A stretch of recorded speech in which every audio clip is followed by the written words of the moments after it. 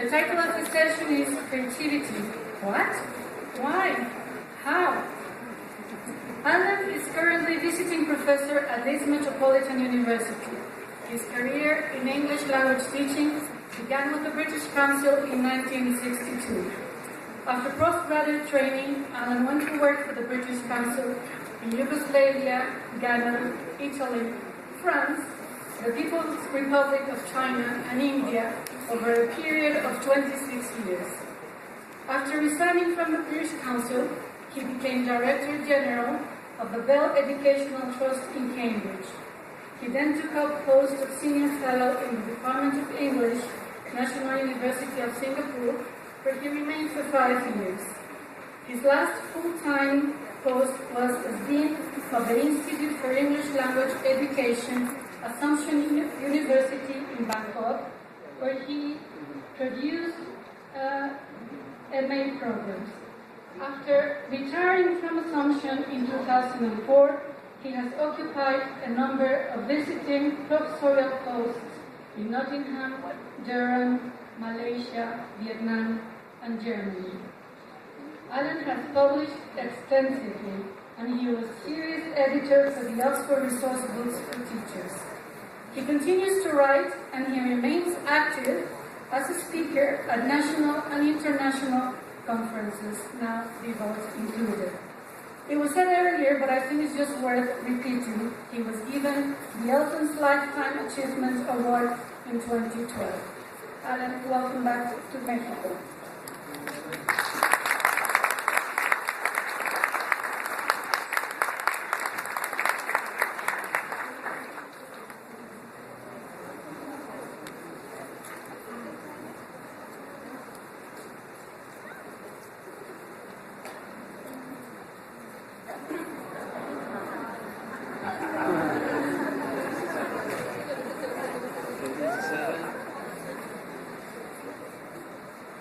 Oh, sorry, you got late.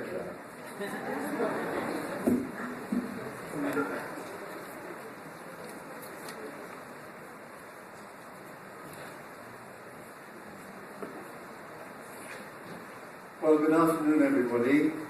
Very nice to be back in Mexico again after a very long time. I can't remember, it must be at least 15 years ago since I was last here, but it's lovely to be back. And that you can sense in the room, right from this morning, that there's a level of energy which is very Mexican. So, nice to be back. Yeah, I usually start with some stories and things, and I was reminded of a story when I was called a world-renowned expert. Beware of experts, because I'm not sure that there is such a thing. There's a very nice story that comes from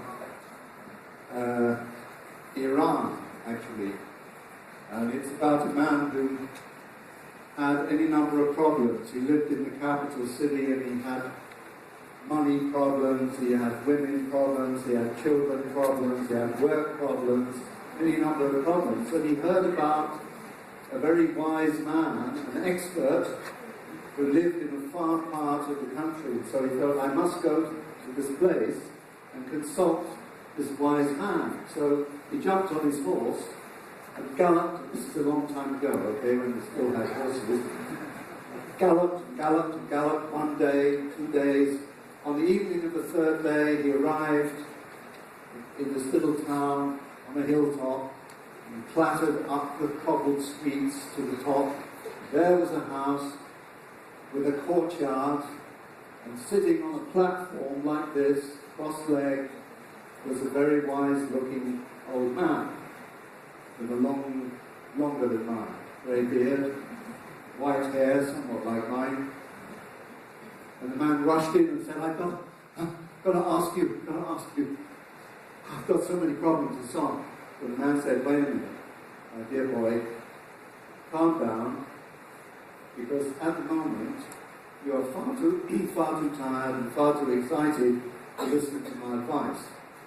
But I have 3 things to say to you. Alright? The first one is just that you are too tired and too weary to listen to my advice. The second thing I want to tell you is that you are standing on my foot. And the third thing is that I am not the wise man, he lives next door.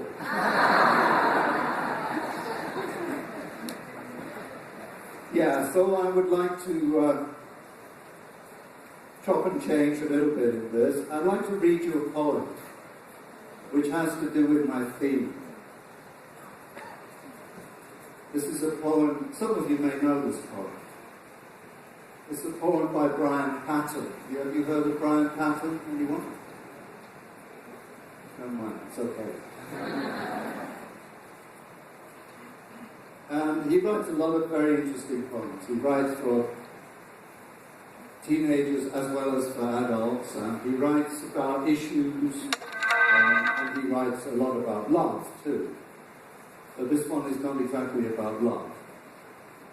So the title of this poem is The Minister for Exams. When I was a child, I sat an exam. The test was so simple, there was no way I could fail. Question 1. Describe the taste of the moon. It tastes like creation, I wrote. It has the flavour of starlight. Question 2. What colour is love? Love is the colour of water. A man lost in the desert finds, I wrote. Question 3. Why do snowflakes fall? Sorry, why do snowflakes melt? I wrote they melt because they fall onto the warm tongue of God. There were other questions. They were as simple. I described the grief of Adam when he was expelled from Eden. I wrote down the exact weight of an elephant's dream. Yet today, many years later, for my living, I sweep the streets or clean out the toilets of the fat hotels. Why? Because I consistently fail my exams. Why? Well, let me set a test. Question 1. How large is a child's imagination? Question 2. How shallow is the soul of the Minister for Exams?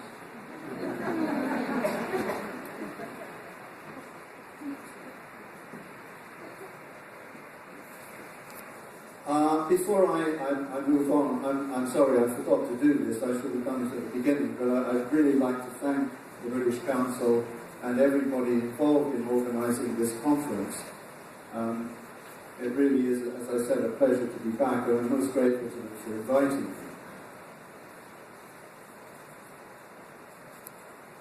I want to tell you a story now. I'll get round to my talk in a minute. You know, I'm a bit like the first speaker this morning. It takes me a little while to get into the subject. But in fact, I've been talking about the subject already, because that poem is very important for the sort of message I want to deliver. I want to tell you a story about a teacher.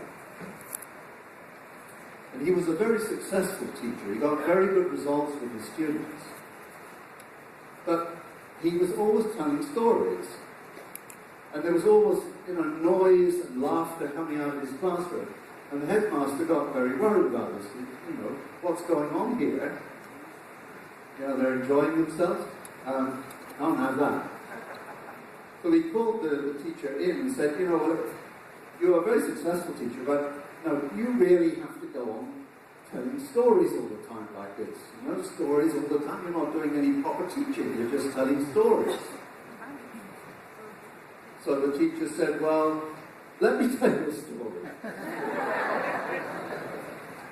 He said that the story is this. Once upon a time, there was a kingdom, a country, where the people led remarkably happy lives, peaceful, prosperous, not warlike at all. In fact, they had forgotten how to make war.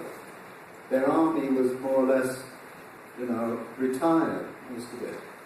And unfortunately, one of their neighbours was preparing to declare war on the country.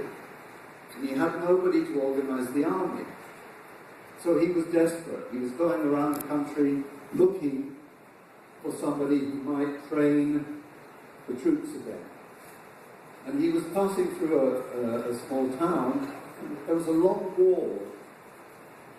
And on the wall there were targets, you know, those that you shoot at with an arrow with a bullseye in the middle and the rings around it. And there were about 6 of these targets, and every one of them had an arrow right in the middle of the bullseye. And the king said, "My God, somebody around here knows how to shoot. I go and find him, whoever he is, bring him to me. I want to make him the head of my training for the army." So after a while, they found this young lad who was about 16 years old, and they brought the boy in, and the king said, "Look, did you do this? Did you shoot these arrows?" The boy said, yes, I did, yes. He said, "How do you do it? I want you to train my troops. How do you manage to hit the bullseye every time?" So the boy said, "Well, the way I do it is this, Your Majesty. I shoot the arrow at the wall, and then where I see when the arrow is sticking, then I paint around it."